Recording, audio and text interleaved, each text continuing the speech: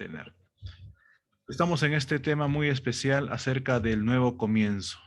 Cuando hablamos de un nuevo comienzo, ¿sabes lo que tenemos que decir? Es que nuestras elecciones determinarán nuestro destino eterno.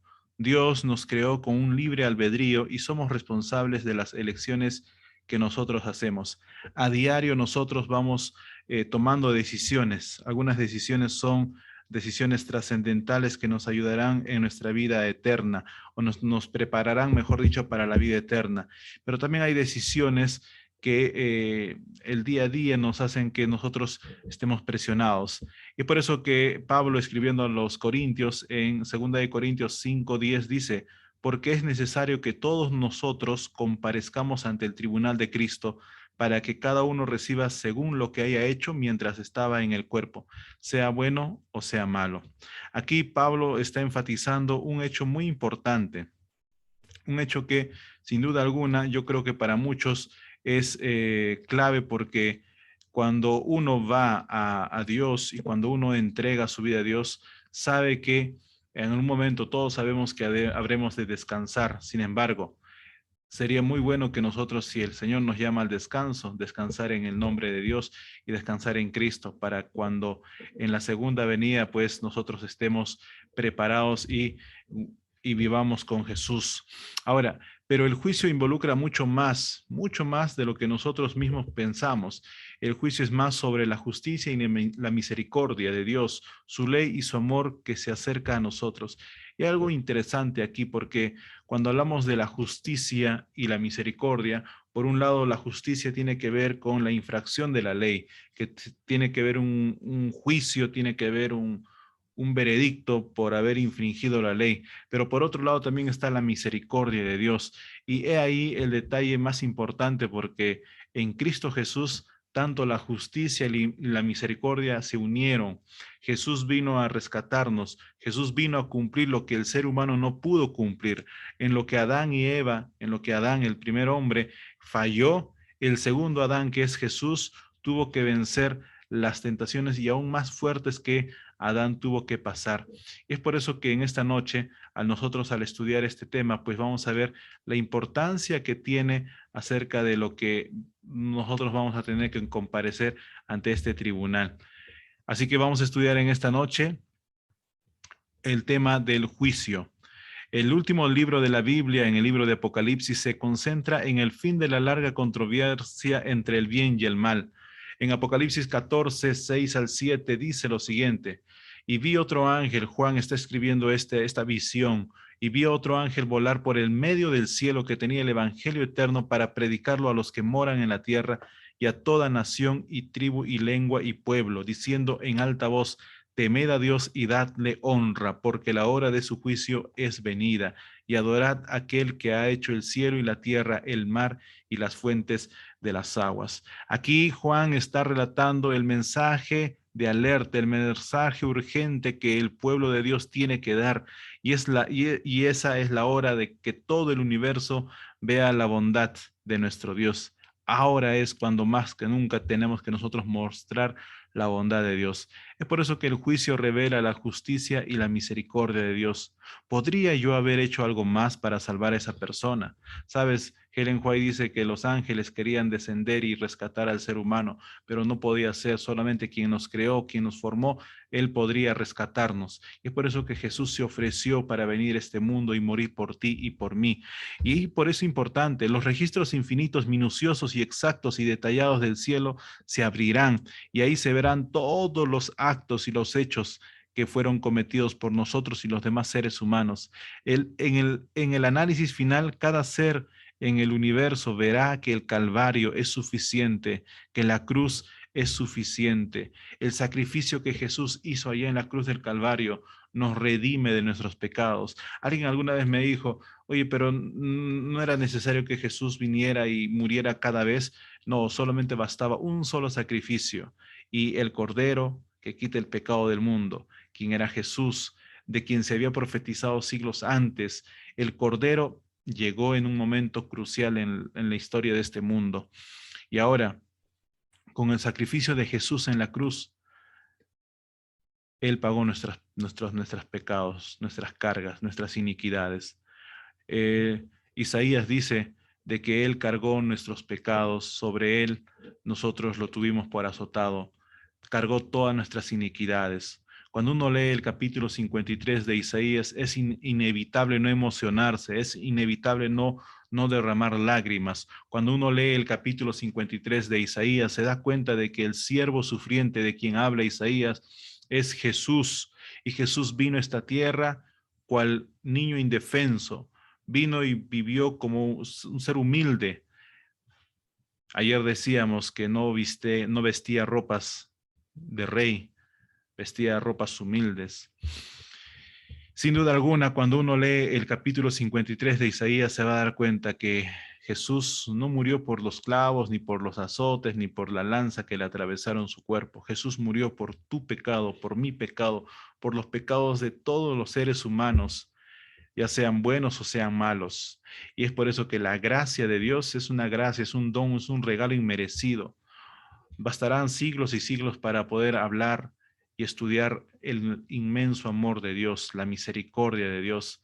Hay un himno que nosotros cantamos, ese himno que dice que si el mar fuera tinta, si todo el mar de este mundo fuera tinta y las hojas fueran pinceles, no bastaría para poder describir el amor de Dios.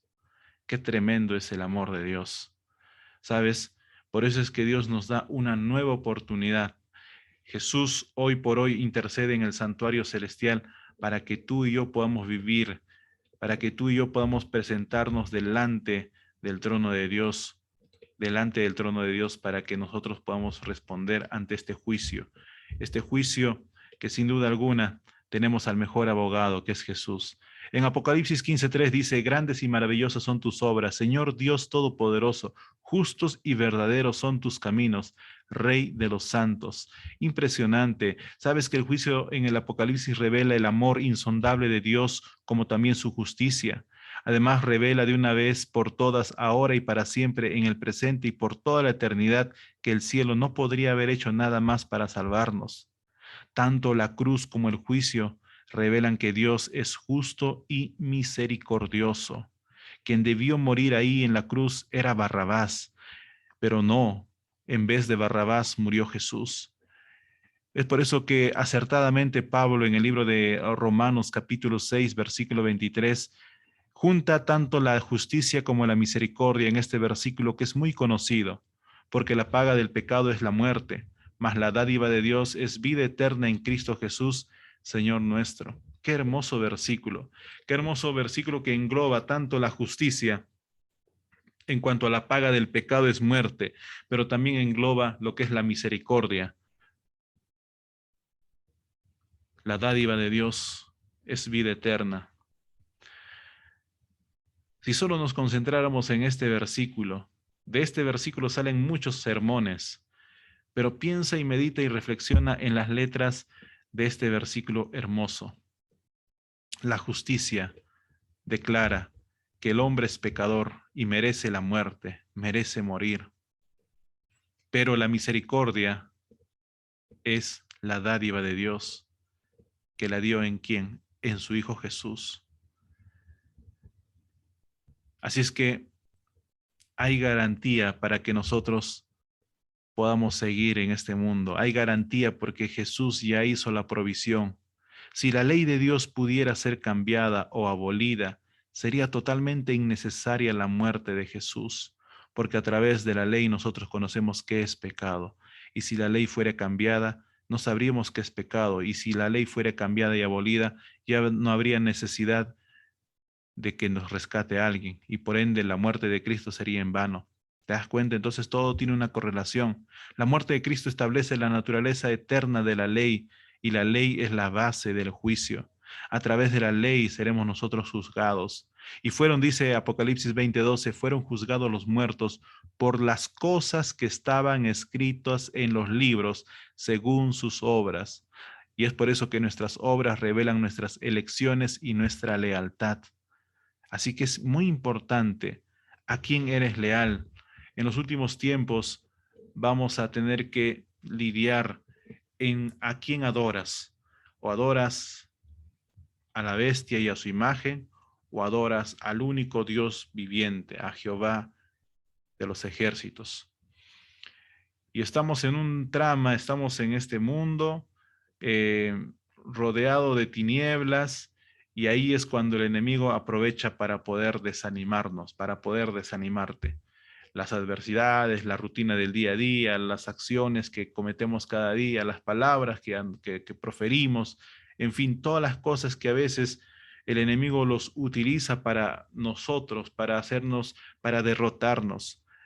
Y es muy sabido que el peor enemigo de uno es uno mismo. Cuando tú estás sola, solo, en tu cuarto, ahí, cuando no puedes dormir, cuando estás pensando, dando vuelta a aquello que cometiste, aquello que hiciste, no te deja tranquilo. Quizás en esta noche hay personas que para dormir tienen que tomar píldoras, tienen que tomar calmantes, tienen que tomar somníferos. Hay gente que no puede dormir. Hay gente que, acosada por su pasado, no pueden liberarse. Tratan de beber y tomar diferentes tipos de drogas para poder suplir esa angustia que tienen. Hay gente que sin duda alguna, incluso dentro de la iglesia, hay personas que cometen pecados ocultos y que la conciencia no les deja tranquila, pero no es la conciencia, es el trabajo del Espíritu Santo. Todo pecado que fuese confesado, Dios lo perdonará, pero hay de aquel que lleva su pecado oculto y no lo confiesa. Ahí hay de aquel que va endureciendo su corazón y lamentablemente quizás se pierde esta persona, pero aún hay tiempo de gracia para que podamos arrepentirnos, aún hay tiempo de gracia para que nosotros hagamos la invitación respectiva a nuestros amigos y familiares que también quieran conocer de Jesús. Y es por eso que nuestras elecciones son muy importantes, y la lealtad a quien servimos. Es por eso que en Efesios capítulo 2, versículo 8 y 9 dice, porque por gracia sois salvos por medio de la fe, no por obras para que nadie se gloríe.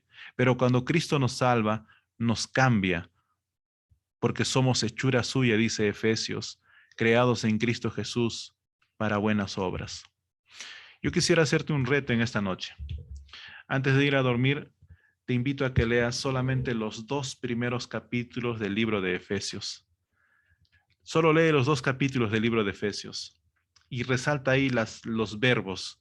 En estos 2 capítulos tú vas a encontrar, y sobre todo en el capítulo 2 de Efesios, vas a darte cuenta qué rico es el Evangelio, cuán hermoso fue el sacrificio de Jesús.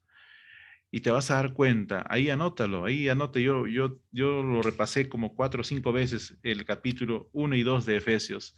Qué hermoso mensaje que Pablo da. O sea, todo el libro de Efesios es bonito, pero solo quiero que te centres en esta noche antes de descansar. Comparte con tu esposo, con tu esposa, con tus hijos. Si estás sola, también ahí lee en tu soledad, lee los 2 capítulos de Efesios. Y ahí resalta las palabras del perdón, del amor, del sacrificio. Todas las palabras que están en verbo, resáltalas. Y te vas a dar cuenta de que el gran sacrificio que Jesús hizo en la cruz del Calvario tiene mucho resultado para hoy. Es por eso que nuestras buenas obras son capacitadas por el Espíritu Santo. Si bien es cierto, las obras no nos salvan, sino que testifican que nuestra fe es genuina. Cristo revela que hizo todo lo posible para salvarnos, y el juicio revela cómo hemos respondido a la gracia salvadora de Cristo. Y es por eso que en el momento del juicio es en el tiempo presente, hoy por hoy. La hora del juicio de Dios está aquí para nosotros los vivos. Mateo 16:27 dice, porque el Hijo del Hombre vendrá en la gloria de su Padre con sus ángeles, y entonces pagará a cada uno conforme a sus obras. Complementando con Apocalipsis 22:12, he aquí yo vengo pronto, y mi galardón conmigo, para recompensar a cada uno según sea su obra. Si Cristo está por regresar para distribuirnos con las recompensas, necesariamente debe haber un juicio antes que Él venga, para determinar quién recibirá la recompensa cuando Él regrese por segunda vez. Y es por eso que nosotros a eso lo llamamos la creencia del juicio investigador. ¿Hay un juicio que se está llevándose a cabo? Claro que sí, es el juicio investigador. Y en este juicio nosotros vamos a poder ver, cuando estemos en el cielo, cuando Jesús, cuando estemos reinando con Él 1000 años, ahí serán abiertos los libros y veremos de las personas de las que no fueron salvas y de las que fueron salvas. Se evaluarán, se estudiarán los casos de las personas que no están en el reino de los cielos, que no están entre los santos, no están entre los salvados. Se va a ver cada caso. Y es por eso que la pregunta es, ¿podríamos estar viviendo en la hora del juicio ahora? Se está terminando el tiempo. Las señales anuncian que todo se está yendo de mal en peor y son indicios y señales que Jesús ya está por regresar. ¿Estamos en el filo de la navaja de la eternidad si la hora del juicio de Dios llegó? Claro que sí. ¿Cuándo comenzó este juicio? En 1844, un 22 de octubre, inició el juicio investigador. Los libros de Daniel y Apocalipsis son volúmenes hermanos complementarios. Uno es del Antiguo Testamento y el otro es del Nuevo Testamento. Ambos se complementan. Ambos tienen mucho que aportar y ambos se complementan en sí. Y es por eso que los libros ambos señalan de los eventos que se desarrollarán en los últimos días de la historia de esta tierra. Hay una escena magnífica en el cielo acerca de estas bestias que Daniel ve, y estas bestias que Daniel logra ver en visión, pues él recibe la instrucción y de esta manera él pueda enseñar y lo dejó registrado en el libro de Daniel. Así que viajemos a lo largo de los siglos para tener una vislumbre con Daniel de esa magnífica escena celestial. En el capítulo 7 de Daniel, Dios reveló al profeta la historia del mundo. Las naciones se levantarían y también caerían. Los poderes perseguidores oprimirían al pueblo de Dios. Después de describir a Babilonia, Medo-Persia, Grecia, Roma y también la disolución del Imperio Romano y la unión de la Iglesia con el Estado a lo largo de los siglos, Dios enfoca en la mente de Daniel algo muy especial, un evento celestial glorioso que restaurará todo. Y es por eso que nosotros leemos en Daniel capítulo 7, versículos 9 y 10, la siguiente declaración del profeta. Dice: estuve yo mirando hasta que fueron puestos tronos y se sentó un anciano de días, cuyo vestido era blanco como la nieve y el pelo de su cabeza como lana limpia. Su trono llama de fuego y las ruedas del mismo fuego ardiente. Un río de fuego procedía y salía delante de él. Millares de millares le servían y millones de millones asistían delante de él. El juez se sentó y los libros fueron abiertos. El destino de toda la humanidad se decide en el tribunal del cielo. Los poderes opresores que persiguieron al pueblo de Dios son juzgados. Ahí el derecho prevalece, la verdad triunfará, la justicia reinará. Y es por eso que nosotros tenemos que estar preparados. Y es por eso que nosotros tenemos que estar día a día viviendo como que fuera el último de nuestros días en este mundo. Y es por eso que mi estimado amigo, amiga que está escuchando este mensaje en esta noche, te invito para que tú también puedas entregar tu vida a Dios. Mira, miraba yo, dice Daniel, en la visión de la noche, y he aquí con las nubes del cielo venía uno como un hijo de hombre, que vino hasta el anciano de días y le hicieron acercarse delante de él. ¿A quién está haciendo referencia aquí Daniel? No es más que a Jesús. Jesús era conocido en el Nuevo Testamento como el Hijo del Hombre. Ahora Daniel, siglos antes de que Jesús viniera, ya vio en visión que Jesús estaba siendo coronado, que a Jesús se le estaba dando todos los dominios, y a Jesús, el cordero inmolado, aquel cordero que fue sacrificado, aquel cordero que sería el cordero que quitará el pecado del mundo, él nos da una gran lección. Y sabes, lo más importante de este versículo es de que ese hijo de hombre que vino hasta el anciano de días y le hicieron sentar cerca de él, delante de él. ¿Y esto qué significa, apreciados hermanos?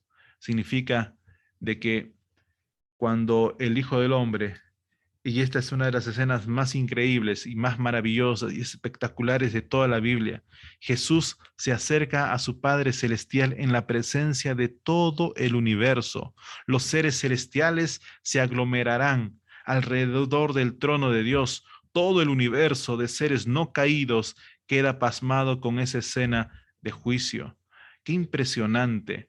Así que la batalla por el trono del universo será total y completamente decidida. ¿Te imaginas? Así que la batalla por el trono del universo será totalmente y completamente decidida.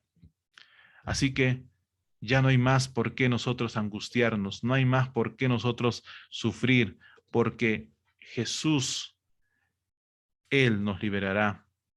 En realidad ya lo hizo con la muerte en la cruz, solo que falta poco tiempo para que el enemigo pueda de todas y morir definitivamente. Y eso ocurrirá cuando Cristo venga y cuando el enemigo esté encerrado en este mundo por 1000 años, mientras los santos estén en los cielos verificando el caso de los perdidos, para luego descender.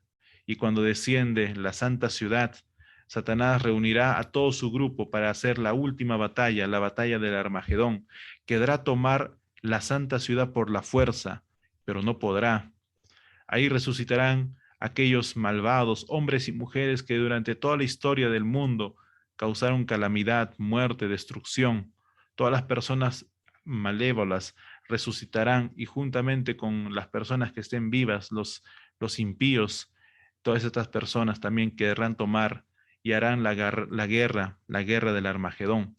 Pero dice la palabra de Dios que caerán bolas de fuego y consumirán a todos, y de esa manera será raído y exterminado el enemigo de Dios. Así que qué hermosa promesa y qué hermosa declaración y qué hermosa garantía tenemos nosotros para poder seguir adelante. Ya no es más necesario entonces. Dice que eh, Daniel 7:14, y le fue dado a Jesús dominio, gloria y reino para que todos los pueblos, naciones y lenguas le sirviera. Su dominio es dominio eterno que nunca pasará y su reino uno que no será destruido. Imagínate, imagínate qué hermoso que Jesús con su muerte dio todo cuanto era necesario. ¿Recuerdas cuando Jesús resucita y se acerca a sus discípulos y les dice, toda potestad me es dada en el cielo, en la tierra y debajo de la tierra? Así que ahora ustedes vayan y bauticen y enseñen qué es el reino de los cielos. Ahora ustedes vayan, yo los acompañaré hasta el fin del mundo. ¿Te das cuenta que ahora se entiende? Miren, cuando Jesús resucitó, ascendió al cielo. Y cuando Jesús resucitó, resucitaron otras personas que fueron llevadas como primicias de la resurrección hacia el cielo.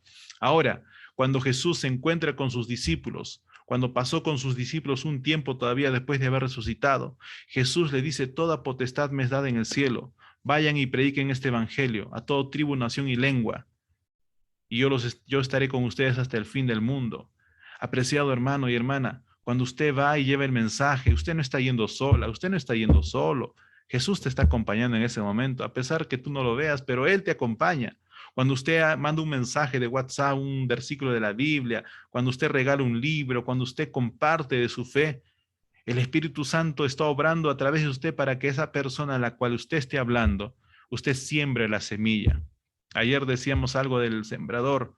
Quizás la semilla caiga en diferentes terrenos, pero llegará la semilla que toque y llegue a ese corazón que está deseoso de escuchar la palabra de Dios.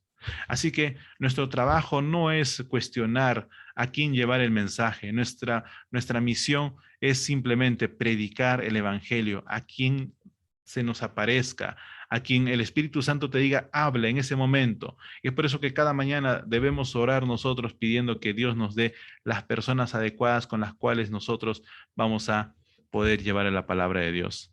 Así que Jesús es digno de recibir el reino, ya que el amor venció. La gracia es mayor que el pecado, porque donde abundó el pecado, sobreabundó la gracia. La verdad triunfa sobre el mal, la justicia prevalece. En tercer aspecto, el juicio revela la justicia salvadora de Jesús y su triunfo sobre los principados y potestades del infierno.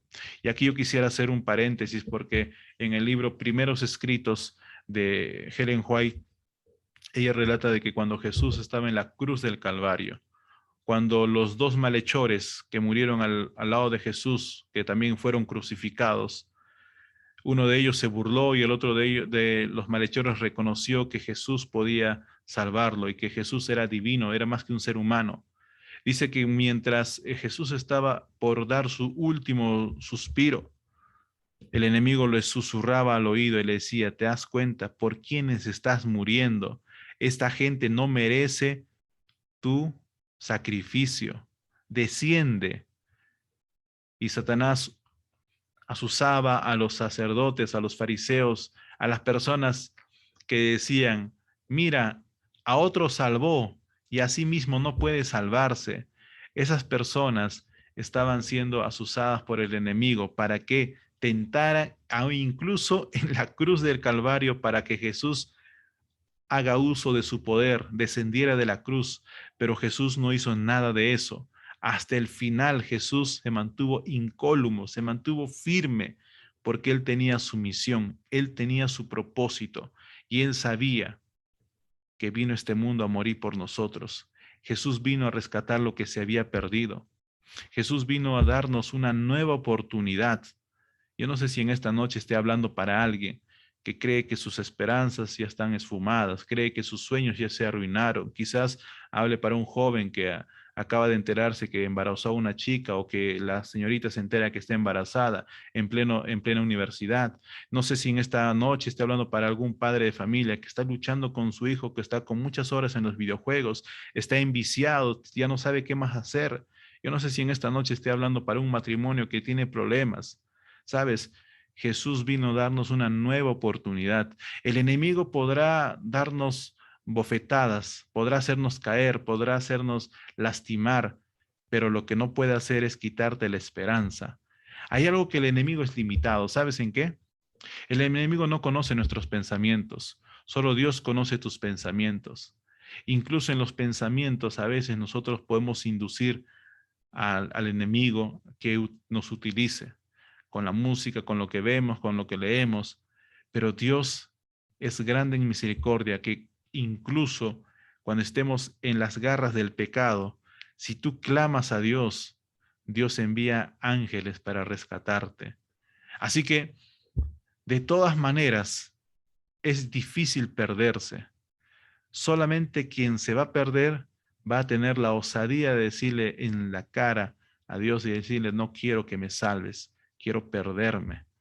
Pero mientras uno no diga eso, hagas lo que hagas, dejes de orar, dejes de leer la Biblia, dejes de ir a la iglesia, dejes de hacer actos de bondad, hagas lo que hagas, tú no puedes resistirte porque Dios te ama. Aunque tú no le ames, aunque tú no dediques tiempo para pasar a solas con Jesús, aunque tú no dediques el tiempo para estar en comunión con Jesús, aún a pesar de eso, si tú estás vivo es porque Dios permite que tú estés siguiendo en esta vida. ¿Me dejo entender? Así que grande es el amor de Dios y hasta cuándo nosotros vamos a estar quizás enfrascados y tratando de buscar con nuestros propios medios la salvación. En Apocalipsis capítulo 4, versículo 1 dice, Juan, después de esto miré y he aquí una puerta abierta en el cielo y la primera voz que oí como de trompeta hablando conmigo dijo, sube acá y yo te mostraré las cosas que sucederán después de estas. ¿Qué veremos cuando miramos por la puerta en el cielo? ¿Qué vemos? ¿Qué oímos al orientar nuestros oídos hacia el cielo? Aquí Juan, por ejemplo, él logra describir que había 24 ancianos alrededor del trono. ¿Quiénes son estos ancianos? Pues bien, en el Israel antiguo había 24 clases de sacerdotes, y estos sacerdotes levíticos representaban al pueblo delante de Dios. Y acertadamente el apóstol Pedro dice en 1 de Pedro 2:9 que el linaje escogido es el pueblo de Dios. Y no solamente lo llama linaje escogido, sino que lo llama real sacerdocio. Esos 24 ancianos representan todos los redimidos que un día se alegrarán alrededor del trono de Dios. Impresionante. Esas personas son las personas de todas las edades resucitadas en la época de la resurrección de Cristo y que ascendieron con él al cielo. Ahora bien, en todas las generaciones hubo personas que por la gracia de Dios vencieron. ¿Quiénes son los 4 seres vivientes de los versículos 6 y 7 que acabamos de leer? Pues bien, esos 4 seres vivientes de los que leímos hace rato son los seres que también Daniel logró visualizar en su visión. Estos cuatro reyes o 4 seres vivientes, pues nos muestran claramente de que hubo un tiempo en la historia cuando Daniel escribió de que estos 4 seres vivientes pues realizarían grandes proezas. Pues bien, estos 4 seres vivientes representan las 4 naciones, las 4 grandes naciones. Pues bien, estas naciones una tras otra han ido cayendo, pero al final todas estas naciones, cuando en la estatua de Nabucodonosor, ellos se dan cuenta de que no hay nadie más grande que Jesús cuando viene y derrota y derriba esta gran eh, estatua que soñó Nabucodonosor. Y es por eso que acertadamente Juan, en el libro de Apocalipsis capítulo 4 y versículo 11, dice, digno eres de recibir la gloria y la honra y el poder, porque tú creaste todas las cosas y por tu voluntad existen y fueron creadas. Y es por eso que mi apreciado hermano, hermana, todo el cielo alaba a Jesús, nuestro Creador todopoderoso. Pero sin embargo, en Apocalipsis 5, la escena cambia dramáticamente. Y ahí la pregunta es, ¿quién es digno de abrir el libro? ¿Quién es digno? Solo hay uno digno que es capaz de abrir el libro, ya que en el cielo no había nadie, ni en la tierra, nadie que podría abrir el libro, pero la escena cambia, porque hay uno que puede abrir el libro. Solo hay uno que es digno de redimir a la humanidad. Hay uno que soportó la condenación, la vergüenza, la culpa y la maldición del pecado. Y es por eso que acertadamente, cuando Juan llora, impotente, sin saber quién va a ser el que abre ese libro, Juan llora y ahí el ángel le dice, no llores, no llores. He aquí que el león de la tribu de Judá, interesante, lo identifican como el león de la tribu de Judá. Y ahí dice, la raíz de David. ¿De dónde procedía? ¿De qué linaje descendía Jesús? ¿Se acuerdan cuando le decían, Jesús, hijo de David, ten misericordia de mí? Jesús descendió de la tribu, del linaje de David. La raíz de David ha vencido para abrir el libro y desatar sus 7 sellos. Y miré y vi que en medio del trono estaba en pie un cordero como inmolado. ¿A qué cordero está haciendo referencia aquí Juan? No es más que otro que a Jesús. Jesús es el cordero que fue inmolado. Jesús es el único que logró vencer al enemigo. Jesús es el único que puede abrir ese libro y los 7 sellos. Jesús es el único, mi estimado, mi estimada amiga, amigo. No hay otro quien puede salvarte. No es la iglesia, no es la ley, no es el papá, la mamá, solo Jesús. Y Jesús no tiene nietos ni bisnietos. Jesús tiene hijos. Dios tiene hijos. Así que nosotros todos podemos acercarnos confiadamente ante el trono de gracia, porque Dios ya proveyó la salvación a través de Jesús. Y es por eso que cuando Juan ve esto, ve que Jesús es el Cordero de Dios, que sacrificó su vida por la salvación de toda la humanidad. Toma el libro del juicio y lo abre, y todo el cielo irrumpe en alabanza arrebatadora. Su victoria sobre las tentaciones de Satanás allá en el desierto, su muerte en la cruz del Calvario, su resurrección y su ministerio sumo sacerdotal proveen la salvación para todos los que eligen por la fe responder a su gracia. Todos aquellos que eligen, ojo, todos aquellos que eligen, solamente aquellas personas que eligen su gracia salvadora pueden ser salvas. Aquellos que no eligen voluntariamente, lamentablemente se pueden perder. Sin embargo, mientras aún hay tiempo de gracia, ellos pueden todavía admitir y reconocer que son pecadores y de esa manera buscar el perdón y la gracia de Dios que es derramada. Así que a la luz de los estándares de Dios, la deuda que tenemos es muy elevada para pagarla. Pero yo quisiera que veamos esta historia de Jesús que ilustra de cómo es que Jesús pagó la deuda que nosotros teníamos. Es por eso que la justicia exige que la pena por la violación de la ley sea pagada. No hay manera de vencer en el juicio por cuenta propia. No hay, solamente hay alguien que puede rescatarnos y ese alguien es Jesús.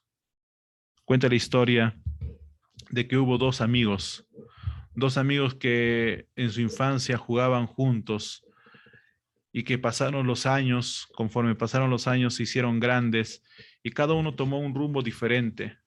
Uno se volvió malhechor y entre tantos robos que hacía, fue agarrado por la policía y fue llevado para tener un juicio.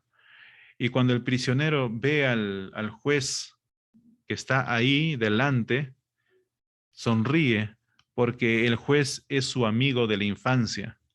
Pero ahora el juez está delante de él y el prisionero cree que su amigo le va, entre comillas, a rescatar. Pero su amigo le dice, sabes, vas a ser juzgado, vas a pagar una sanción, vas a pagar una reparación civil y vas a tener que pagar algunos días de multa. Y el prisionero se sorprende porque era su amigo. Y él dice, no tengo dinero, no tengo con qué pagar. Y es por eso, y ahí cuando da el veredicto, el juez termina el juicio y cuando el juez termina, se saca sus ropas de juez y desciende del tribunal, desciende donde está su amigo y le dice, sabes, no tienes, entonces yo te lo voy a pagar porque tú eres mi amigo. Algo así hizo Jesús con nosotros. Nosotros teníamos la deuda era la muerte. Sin embargo, el ser humano no nació para morir, nació para vivir. Y ahora alguien debía morir. En el jardín del Edén no murió Adán y Eva. Un cordero fue sacrificado y con las pieles del cordero fueron cubiertos su humanidad, sus cuerpos de Adán y Eva, porque estaban desnudos. Y ahora, siglos más adelante, vendría alguien, vendría alguien para rescatarnos, para comprarnos en realidad, porque este mundo le pertenecía a Satanás. Jesús vino a cumplir lo que Adán no pudo. Jesús vino a cumplir y a vencer en el terreno en el que Adán no pudo vencer. Jesús vino a esta tierra incluso negándose a utilizar sus poderes. Jesús vino a esta tierra y vivió como un ser humano, como tú y yo, de carne y hueso. Sufrió, se cansó, tuvo miedo, lloró, se angustió, tenía pavor, tenía frío, todas las cosas que tú y yo vivimos en este mundo. Incluso Jesús determinó vivir por la eternidad con el cuerpo del ser humano. Es por eso que Jesús dice que Helen White, cada vez que alguien peca y se arrepiente y confiesa su pecado, Jesús levanta sus manos ante su Padre y le dice, yo he muerto por Dan, yo he muerto por Judith, yo también he muerto por Jorge, por Aurora, por Mercedes, por Neila. Aquí en las marcas llevo sus nombres. Qué maravilloso.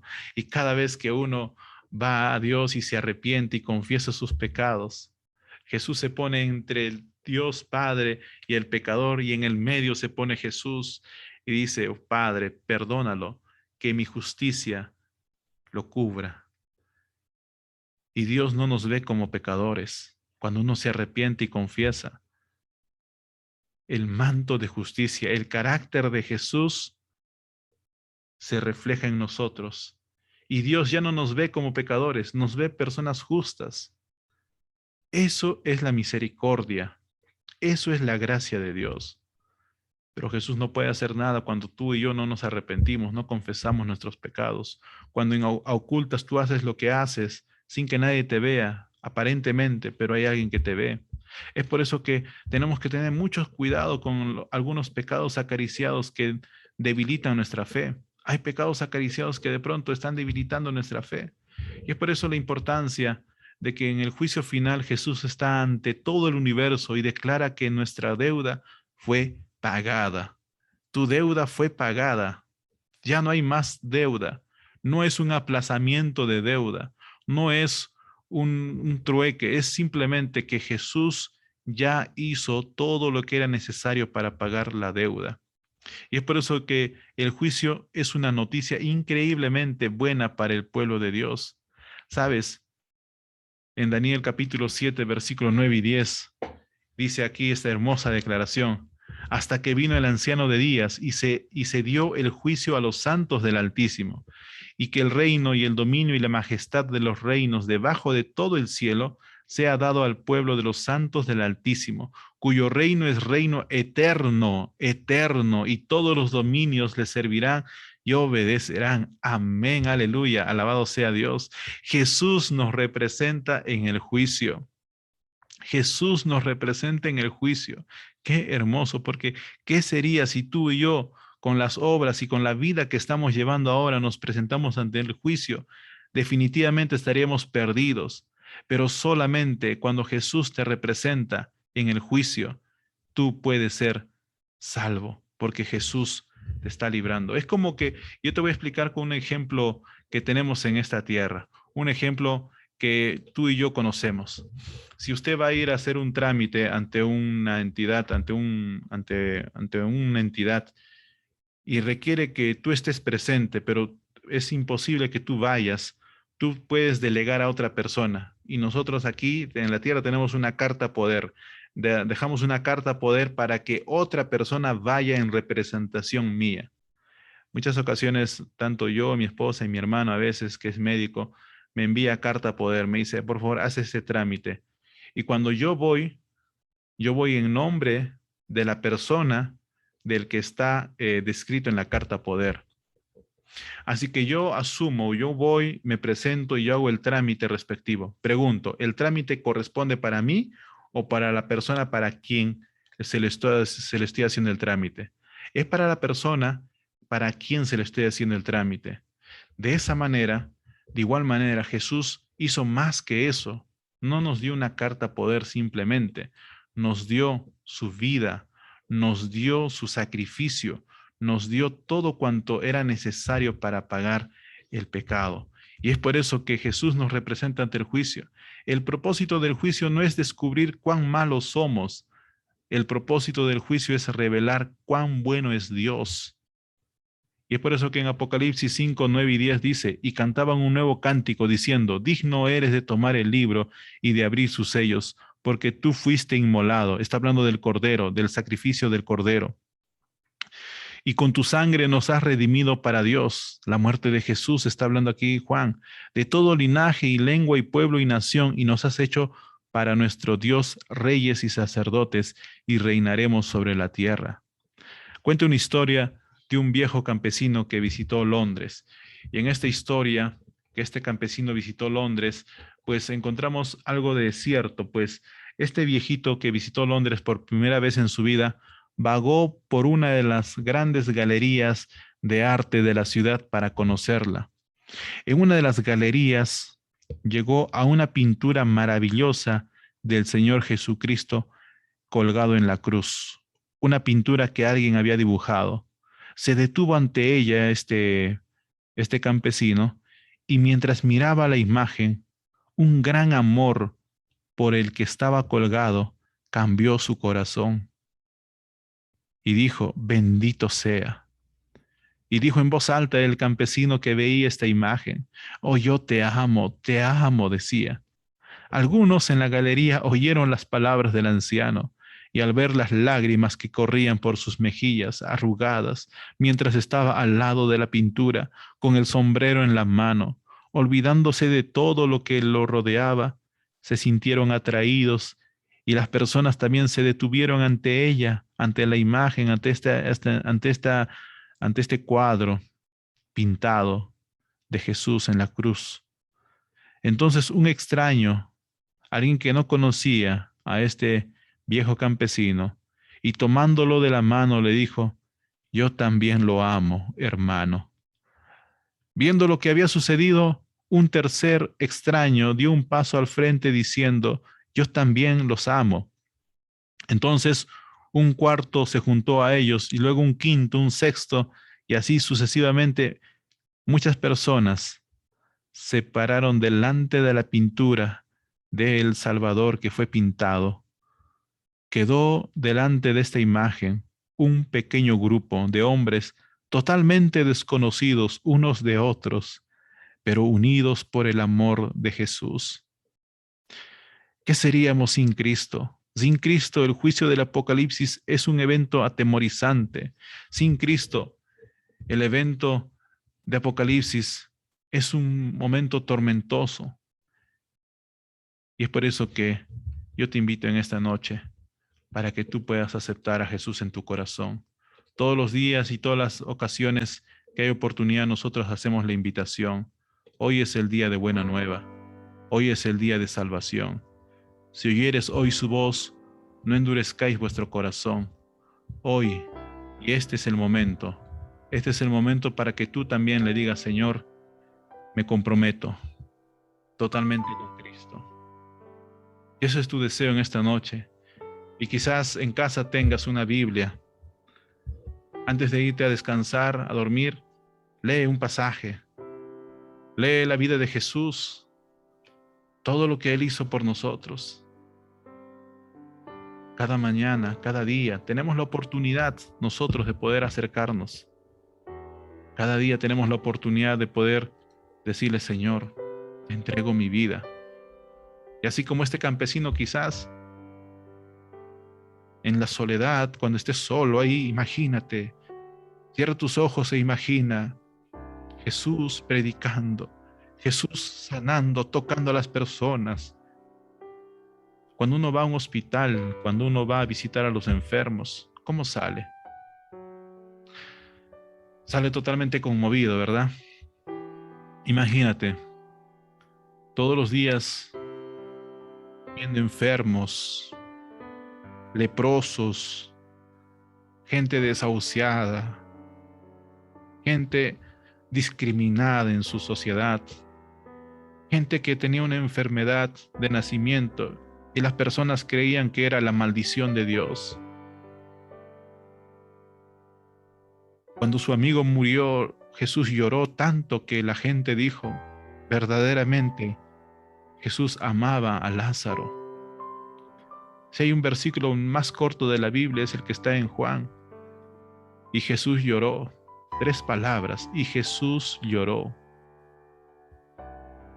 Lloró porque el propósito de Dios no era que el ser humano muriera. Lloró por la incredulidad de las personas que estaban alrededor. Incluso las hermanas de Lázaro le recriminaron. Si tú hubieras estado aquí, mi hermano no hubiera fallecido, no hubiera muerto, le dijeron. Pero Jesús siempre, aún en el dolor, aún en la aflicción, aún en la muerte, Jesús dando palabras de ánimo. Yo soy la resurrección y la vida. El que cree en mí, aunque esté muerto, vivirá. Así le dijo Jesús a las hermanas de Lázaro. ¿Crees esto? Ellas dijeron, sí, creemos que resucitará cuando ocurre en el tiempo del fin, pero hoy está muerto. Y Jesús le dijo, no me han entendido, yo soy la resurrección. Y en ese momento Jesús hizo algo grandioso, en ese momento de dolor y de aflicción. Mientras estaban ahí las lloronas, las plañilleras llorando, fingiendo dolor. En ese momento ellas eran contratadas para llorar. Los funerales duraban varios días. La gente ahí asombrada de lo que va a suceder, muchos curiosos viendo ahí qué es lo que va a pasar. Y Jesús levanta sus manos al cielo, hace una oración. Y en ese momento, Jesús pide que muevan la roca. Y Jesús no habla. Jesús grita fuerte, Lázaro, sal afuera. Y dice que en ese momento hubo un remesón. Y el que estuvo muerto hace 4 días resucitó. Yo no sé si en esta noche esté hablando para alguien que tiene los sueños rotos, los sueños destruidos. Quizás en la vida espiritual no estamos yendo bien. Jesús es la resurrección. Hoy es un nuevo día, una nueva oportunidad que Dios nos ofrece. ¿Quién eres? ¿Aceptarás a Jesús o seguiremos rechazando el sacrificio que Él hizo en la cruz del Calvario? Y es por eso que en esta noche yo te invito ahí donde estás, para que nos puedas acompañar en esta oración. Si tienes el deseo de prepararte para el bautismo o prepararte para conocer más de la palabra de Dios, puedes ahí dejarnos tus datos ahí en el chat, dejarnos ahí una reacción y de pronto ahí coordinar con los hermanos, quien te invitó de pronto ahí, decirle quiero prepararme, quiero conocer más. Ahora tenemos libertad religiosa. Llegará el tiempo cuando ya hay una persecución y no tendremos ya tiempo, no tendremos la libertad para poder estudiar, para poder reflexionar. Por ocasión de la fe, muchos serán perseguidos. Pero ahí, ¿quiénes serán los valientes? ¿Quiénes serán los que digan, no, Señor, yo soy leal a ti hasta la muerte? Y decir como Pablo, ya yo estoy preparado para el sacrificio. Ya he corrido la buena carrera. Me espera la corona de justicia. He guardado la fe. Y por lo demás, hermanos, perseveremos, animémonos unos a otros. Hay muchos jóvenes que hoy están cayendo en el pecado de la promiscuidad. Hoy más que nunca nosotros, tú y yo, somos llamados para poder animar a nuestros hermanos en la fe.